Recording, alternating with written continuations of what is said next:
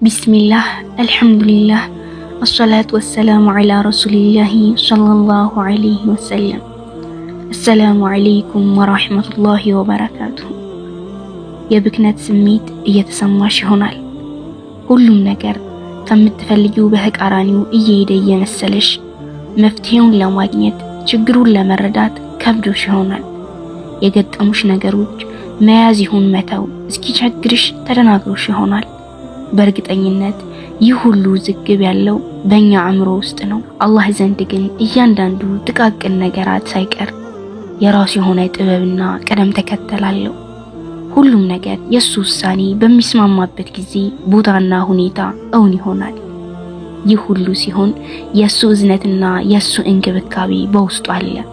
ይህ ኢማን ነው። ይህንን የአላህ ውሳኔዎችን ተቀብሎ በውስጡ የሚገኙትን እዝነትና ብርሃን እንደማጣጣም ያለ አምልኮት አይገኝም። ለመረዳት ይሁን ለመተግበር ከባዱን ትዕግስት ይጠይቃል። እንደሚታወቀው ዝም ብሎ የተቀመጠ እረፍት ላይ ያለ እንዳይመስልሽ። እያንዳንዱ ሰው በህይወት ውስጥ ትልቅ ውጣ ውረድ ያሳልፋል።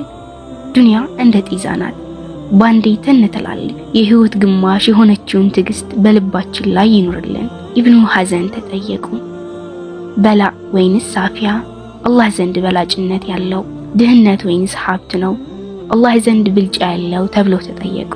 ያለማመንታት የዚህን ምላሽ ሲሰጡ ይህ ጥያቄ የተበላሸ ነው ወይንም ልክ ያልሆነ ጥያቄ ነው ማለት ነው። ለአንድ ባሪያ አላህ ዘንድ ብልጫ የሚያገኘው በሚሰራው ስራ እንጂ በሚገጥመው አደጋ ወይንም ምቾት አይደለም። አላህ አፊያና ሀብት እንዲሰጠን እንለምነዋለን። ከአደጋና ከድህነት እንዲጠብቀን እንማጸነዋለን። ብልጫ ያለው በትዕግስትና በምስጋና ነው። ዑለማዎቻችን ስናገኝ ማመስገንን፣ ስናጣ ስንቸገር መታገስን አስተማሩ። አንዳንድ አሪፎች ደግሞ ከዚህም ይልቃል እይታቸው። ሲያገኙ ይለግሳሉ፣ ሲያጡ ደግሞ ያመሰግናሉ። ህይወትን ከአላህ ጋር ስላስተሳሰሩ ምድር ቀሏቸው ነበር የኖሩት። አሁንስ ደከመኝ መሰለኝ ብለሽ ራስሽን አታድክሚ። በእርግጥ እድሜ ሲጨምር አካልሽ ሊደክም ይችላል። ግን እውነተኛው ሞት ከመሞትሽ በፊት አትሞቺ። ሩህሽ መች ወጣችና አካልሽ የሩህሽ ማስቀመጫ እንጂ ሌላ አይደለችም። ሩህ ደግሞ አታረጅም፣ ነጭ ሽበት አታወጣም። እናም አትድከሚ። በእርግጥ ዙሪያሽ የምታያቸው ነገሮች ተስፋ ሊያስቆርጥሽ እንደሚችሉ አውቃለሁ። የፈተና መብዛቱ ለበጎ ነው። ፈተና የዲን ሰው የቱ እንደሆነ ይገልጽልሻል። አካልሽን እንድታስተካኪ ይገጽስሻል። ሰዎች በቡድን ሆነው ከባድ ክርክር ውስጥ ሆነው ባየሽ ጊዜ ከቻልሽ ገላጊ፣ ካልሆነ ደግሞ አማኞች አንዱ ሌላኛውን ከሚያዋርድበት ሜዳ ዘወር በይ። ባይነሽ አትይ፣ በጆሮሽም አትስሚ። ልብሽ ይታመማልና አሁን ላይ ተደበላልቋል። ማን እውነት እንዳለው ስለማይታወቅ መገላገሉ ይከብዳል። በዲን ስም ከሚንቀሳቀሱ አንዳንድ ሰዎች ጀርባ ጭምር ሴራ በዝቷል። አንዳንድ ጊዜ በራስሽ ዓለም ብቻ ለመኖር ሞክሪ። ዘወር በይና ራስሽን ገምግሚ። ነፍሴ ነፍሴ በይ። በአላህ በእርግጠኝነት እመኚ። በሱ እያመንሽ እያንዳንዱ እርምጃሽን ተራመጂ። ወደ ዱንያ የመጣሽው ትርጉም ላለው ዓላማ ነውና ሁሉም ቦታ ላይ ጥቀሚ። በደረስሽበት ቦታ መልካምን ዝሪ። የሚሰማኝ የምግባባው አብሬው የምራመድ አጣው ብለሽ ተስፋ አትቁረጪ። ቀለምሽን አስቀምጠሽ ወደ ቤትሽ አትመለሽ። በክፋት መካከል የሚሰሩ ብዙ ምንዳ እንዳላቸው አትዘንጊ። ደግሞም ሙእሚን ራሱን ከጀነት በር ላይ እስኪያገኝ ድረስ ከኸይር ስራ እንደማይጠግብ ላስታውስሽ።